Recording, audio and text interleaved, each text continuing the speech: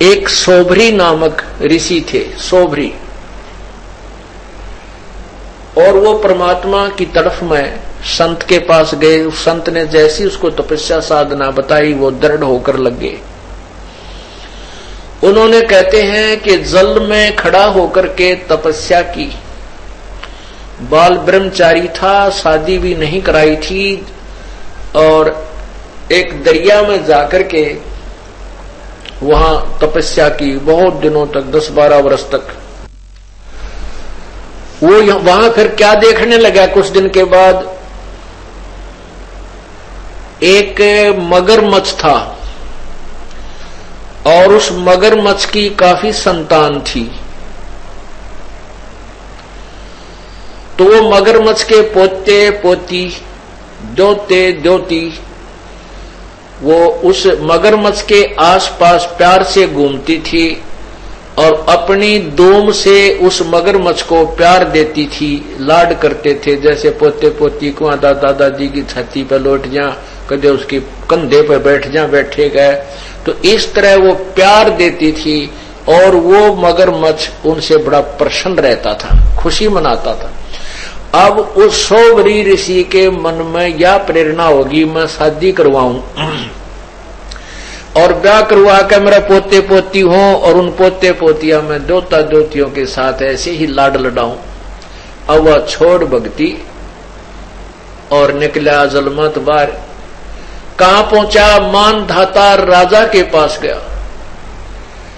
अब उन राजाओं को पता होता था कि ये साधु जो आते हैं साधना करके, ये बड़े तोब का गोला होते हैं, एटम बम होते हैं, ये जो भी मुंह से निकाल देंगे वचन वो पार होता है।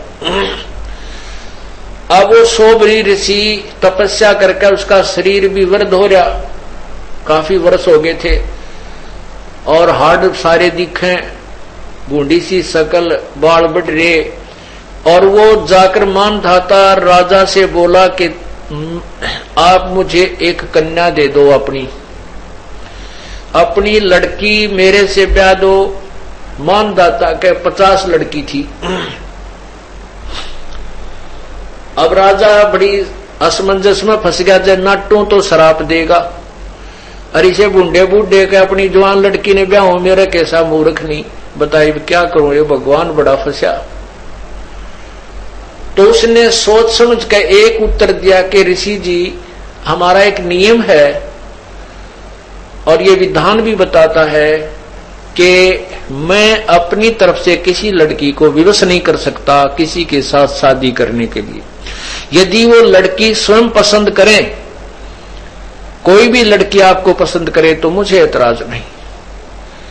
अब राजा ने बेरा था, इसे बूढ़े ने कौन लड़की पसंद करेगी? तो ऋषि बोला, जी मुझे मंजूर है, अगर ये आपकी कन्या मुझे पसंद करे तो मेरे से शादी कर लेगी। तो राजा बड़ा प्रसन्न हुआ, भाई ठीक है, कटा टंटा, लड़की को पसंद करेगी नहीं और यह बला टल जाएगी। उसने, क्योंकि उन लड़कियों को एक बड़े महल में रहती थी, वहां पर एक नपुंसक व्यक्ति जो हिजड़ा बोलते हैं, उनको ड्यूटी पर उनके गेट कीपर रखा जाता था। तो उसने उस नौकर को बुलाया राजा ने और कहा कि ऋषि जी को लड़कियों के महल में ले जाओ और ये जो भी लड़की इनको पसंद करेगी इसके साथ उसकी शादी कर दी जाएगी। अब उस ऋषि जी ने अपनी सिद्धि साधना और सारे जीवन की कमाई इसको कहां बर्बाद करना शुरू किया, अपना सुंदर शरीर बना लिया नौजवान लड़के का। और जो ही उन लड़कियों के महल में प्रवेश किया और उस नपुंसक ने सारी कहानी बताई कि राजा का आदेश है, जो इसको पसंद करेगी उसके साथ शादी कर दी जाएगी। उन 50 की 50 लड़कियों ने उस ऋषि को पसंद कर लिया। अब राजा फंस गया अपने वचन में, सारी कहानी आकर बता दी गई कि आपकी 50 की 50 लड़कियों ने मुझे पसंद कर लिया है। इसकी गवाही सब लड़कियों ने भी दे दी कि हम इसे पसंद करती, क्योंकि सुंदर शरीर बना लिया उस ऋषि ने। अब राजा ने वो फिर साथ भेज दी लड़की, लेकिन आत्मा बहुत रो रही थी, इस कंगाल के साथ ये के खावेंगी मेरी बेटी, कहाँ रहेंगी, कैसे दुख उठाएंगी, जंगल में रहना पड़ेगा। पर चलो इनका भाग था, मैं क्या करूं। अब उस ऋषि ने अपनी कमाई थे, देख काल का जाल है भगवान, उसने क्या किया, वहां जाकर के विश्वामित्र को आदेश दिया कि इन 50 महल बना दे। अब विश्वामित्र जी ने 50 मकान न्यारे न्यारे बना दिए और प्रत्येक में बहुत अच्छे खान पान, सुंदर आहार, फल वगैरह वो वृक्ष लगा दिए। एक दिन मानधाता राजा के मन में ये बात आई कि अभी अपनी कन्याओं को देख करता हूं, वो दुखी है या सुखी है। वो जब वहां पहुंचा अपने उस ऋषि के डेरे में, देखा वहां तो पूरी 50 मकान बने हुए, बड़े सुंदर सुंदर, एक कॉलोनी सी बसी हुई है। वो पहली लड़की के मकान में जब गए तो मानधाता राजा ने पूछा, बेटी तुम कुशल तो हो? कि पिताजी वैसे तो हम कुशल हैं, कोई कमी नहीं, लेकिन माता पिता की याद तो आती ही रहती है और बाकी हमें कोई कष्ट नहीं। एक मुझे कष्ट है कि ये मेरा पति मेरे पास ही रहता है, दूसरी बहनों के पास कभी नहीं जाता।